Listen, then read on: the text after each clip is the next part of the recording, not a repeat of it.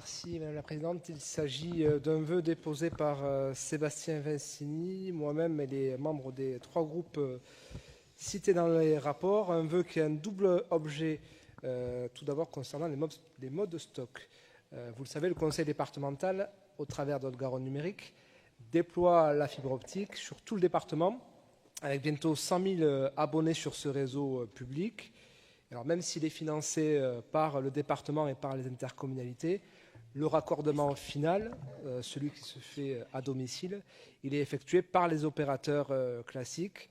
Et face à la dégradation des réseaux nouvellement construits, face parfois à des raccordements sous-traités, réalisés sans contrôle, mal rémunérés et pour certains réalisés en dépit des règles de l'art et de la sécurité des personnes, nous demandons à l'État, comme aux opérateurs, de respecter les dispositions existantes et de prendre toutes mesures à même d'améliorer fortement et durablement notre capacité à préserver l'intégrité du bien commun que constituent les nouveaux réseaux fibre optique de nos territoires. Et le deuxième objet de ce vœu qui est lié au premier, qui est celui du service universel des télécoms. Alors vous savez que ce service universel n'existe plus depuis le 3 décembre 2020.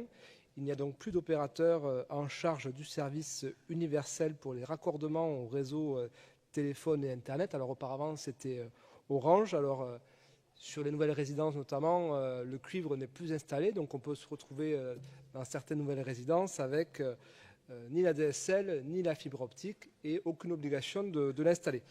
Dans ce contexte, donc de démantèlement prochain du réseau de cuivre, nous appelons l'État à la reconnaissance d'un service universel des télécoms dont l'intérêt devient de plus en plus vital.